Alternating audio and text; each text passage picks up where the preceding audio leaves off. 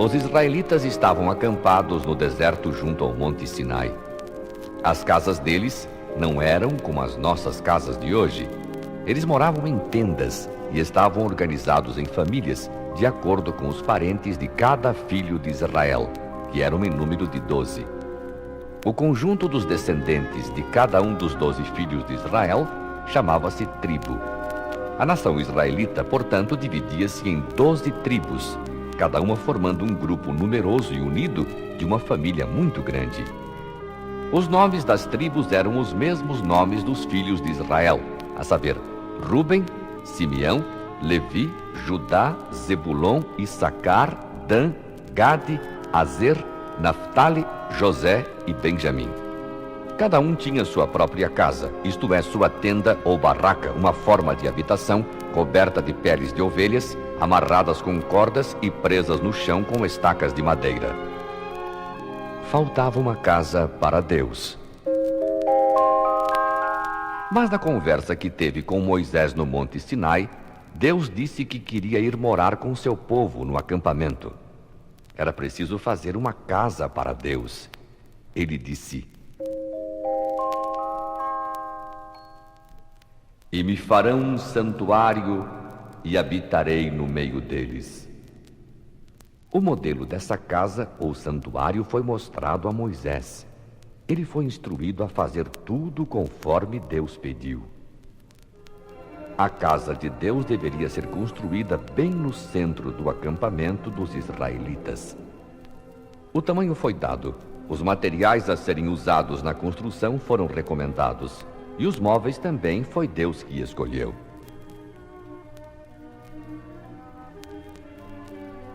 Então era só seguir o modelo que foi mostrado em sonho ou em visão ao servo de Deus, e tudo daria certo.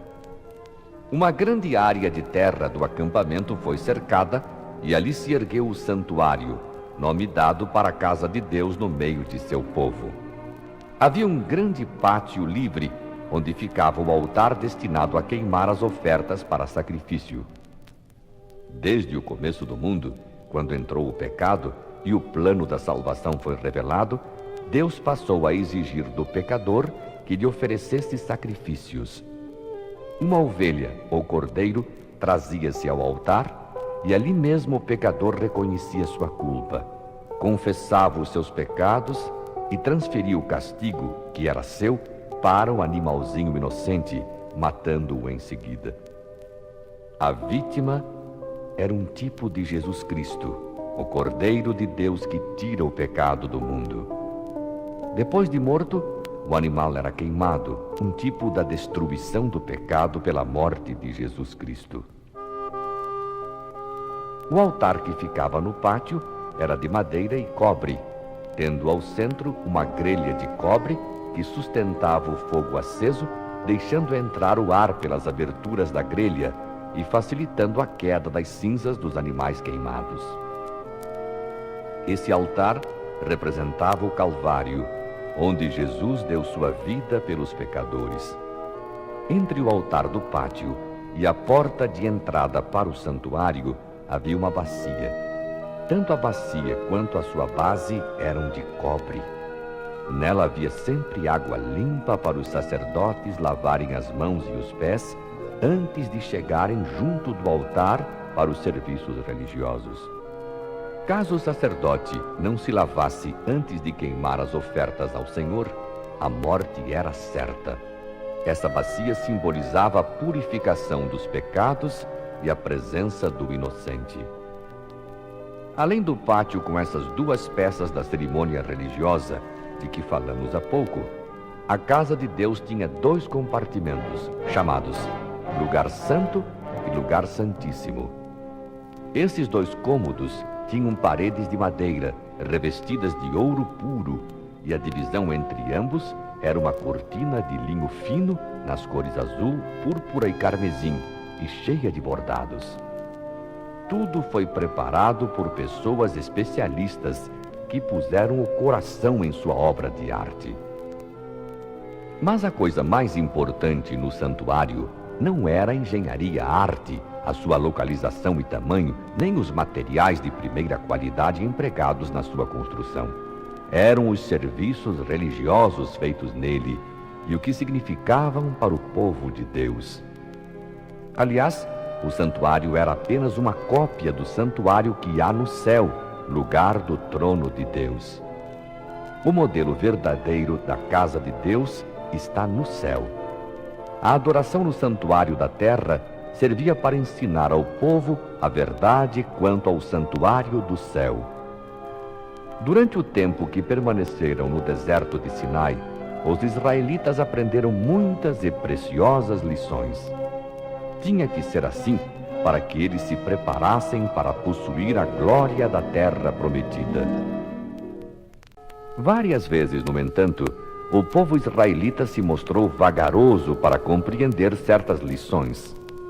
Lá no Egito, terra de tantos deuses falsos, estavam acostumados com as representações materiais da divindade.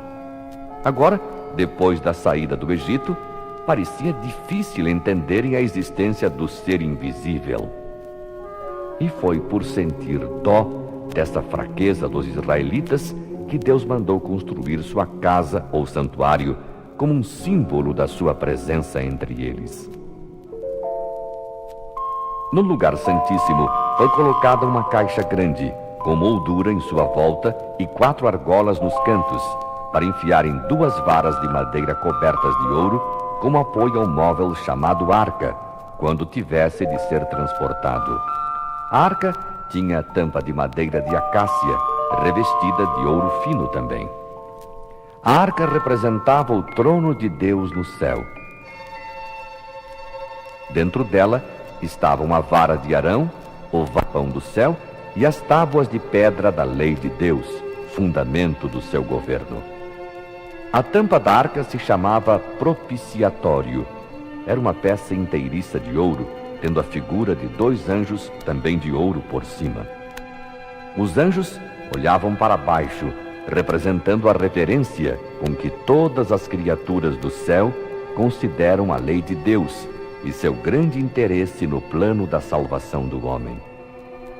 Quando o sumo sacerdote entrava uma vez por ano naquele lugar chamado Santíssimo, podia ver entre os anjos de ouro sobre a tampa, ou propiciatório, sobre a arca, uma brilhante luz chamada Shekinah, que era a manifesta presença de Deus. Era ali mesmo que ele manifestava sua vontade, aprovando ou reprovando. A arca era a única peça do lugar santíssimo. Vamos ver agora os móveis colocados no lugar santo.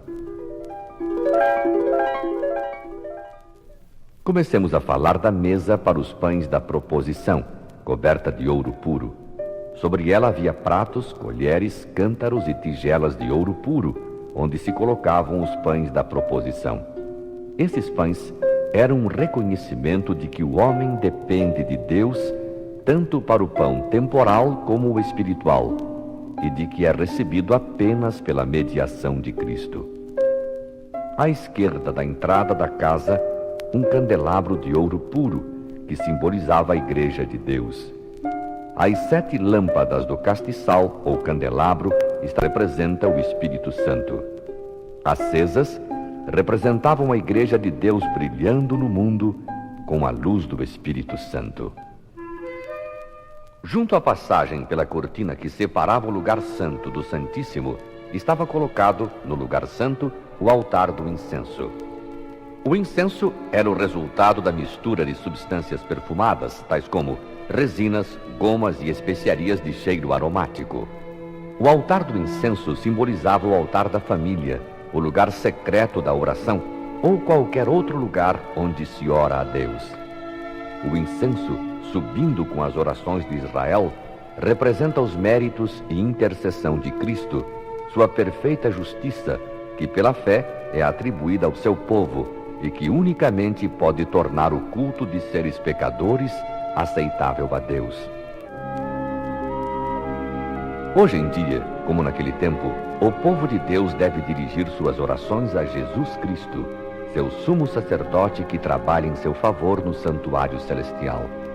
Ele intercede junto ao Pai por todos aqueles que o buscam, e na presença de Deus pleiteia com seu sangue em favor dos pecadores arrependidos.